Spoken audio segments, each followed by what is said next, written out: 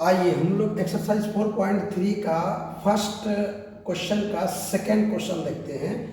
यदि द्विघात समीकरणों के मूल अस्तित्व में हैं तो इन्हें पूर्ण वर्ग बनाते हुए पूर्ण वर्ग बनाने की विधि से इसका हल करना है। तो चलिए हम लोग यहाँ पर क्या देख रहे हैं कि सेकंड नंबर में 2x² plus x minus 4 equal to 0। तो यहाँ पर इसका पहले हम लोग को जांच करना है कि इसका मूल अस्तित्व में है या नहीं है।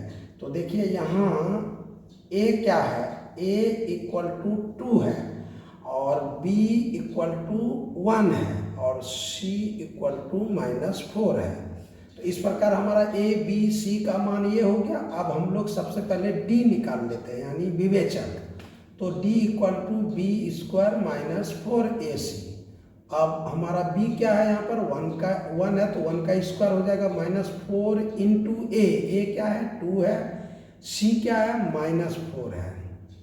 अब 1 का स्क्वायर 1 और माइनस इंटू माइनस प्लस हो गया और 4 को 2 से गुना करेंगे 4 दूनी 8, 8 को 4 से गुना करेंगे 8 चौके 32 बराबर 32 जोड़ 1 33 हो जाएगा।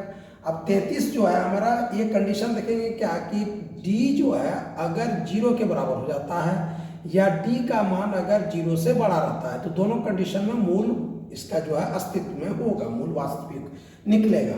परंतु अगर d का मान 0 से अगर छोटा हो जाता है इस d का मान, तब जो है इसका मूल वास्तविक नहीं होगा, अर्थात इसका अस्तित्व में नहीं रहेगा। तो यहाँ 33 है वह 0 से बड़ा है, जब 0 से बड़ा है तो इसका तो मूल अस्तित्व में है। इसलिए चूंकि यहाँ पर लिख देंगे d इज ग्रेटर देन 0, यहाँ 0 से d का मान बड़ा है इसलिए मूल अस्तित्व में है, मूल अस्तित्व में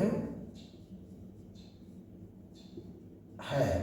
जब मूल अस्तित्व में है तो आपको उसे निकालना पड़ेगा पूर्ण वर्ग करते हुए। तो चलिए क्या है सवाल, 2x² plus x minus 4 equal to 0।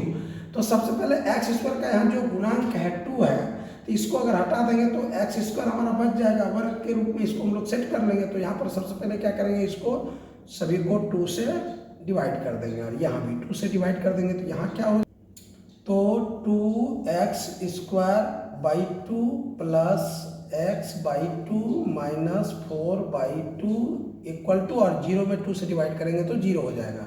अब यहाँ हम क्या देख रहे हैं कि ये 2 कैंसिल हो गया, सीधा बच गया x² और प्लस, अब ये हो गया हमारा प्लस।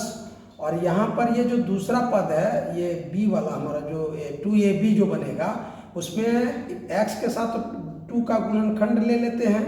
तो जब यहाँ पर 2 का गुणनखंड ले लेते हैं तो नीचे भी 2 से गुणा करना पड़ेगा और यहाँ a के जगह पर x है ही तो ये तो ठीक है और यहाँ पर इंटू 2 हो गया।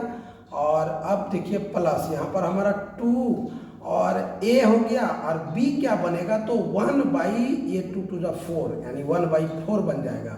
तो 1/4 का यहाँ पर हम लोगों को स्क्वायर करके जोड़ना पड़ेगा। अब इक्वल टू -4/2 को इस पार ले आते हैं तो यहाँ पर हो जाता है प्लस 2/4/2, ये तो कट जाएगा, ये कट गया 2 टू 4, ये कट गया सीधा सीधी, ये तो हमारा हो गया -2, इस पर आ गया तो ये हो गया +2। और अब यहाँ पर जो हम लोग 1/4 का होल स्क्वायर जोड़े थे इसको इस पर भी हम लोग को जोड़ना पड़ेगा, क्योंकि दोनों तरफ जोड़ेंगे तभी वह संतुलित रहेगा। तो 1/4 का होल स्क्वायर यहाँ भी हम लोग जोड़ दिए। अब इस प्रकार यहाँ क्या हो गया हमारा x और प्लस 1/4 का होल स्क्वायर हो गया इक्वल टू, यहाँ पर 2 और प्लस 1 का स्क्वायर 1 और 4 का स्क्वायर 16 हो गया। अब इस प्रकार हम देख रहे हैं क्या कि x प्लस 1/4 का होल स्क्वायर इक्वल टू, यहाँ नीचे में 1 है, 1 और 16 का एलसीएम हो गया 16, 1 से डिवाइड करेंगे 16 को 16 टाइम्स, 16 को 2 से मल्टीप्लाई करेंगे 32 हो जाएगा।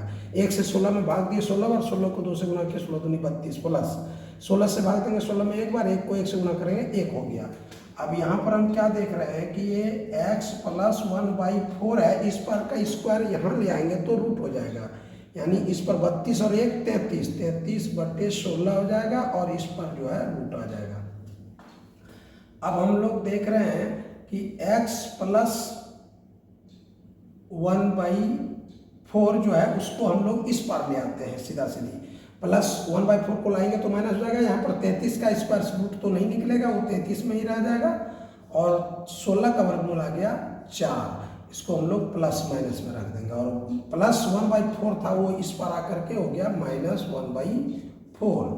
अब देखिए यहाँ पर x इक्वल टू 4 का एलसीएम 4 ही हो जाएगा। उसके बाद यहाँ पर जब दो नीचे आधार दोनों में समान है तो हर समान ही रह गया। अब ये जो है प्लस माइनस यहाँ भी रह गया, यहाँ √33 भी रह जाएगा, -1 हो जाएगा। अब इसको हम लोग क्या करेंगे कि एक बार प्लस में ले लेंगे, एक बार माइनस में ले लेंगे। तो x इक्वल टू एक बार प्लस में जब लेंगे तो यहाँ पर √33 और -1/4, और एक बार जब हम लेंगे तो x इक्वल टू माइनस में तो -√33 -1/4। ये दोनों आंसर हो गया हमारा।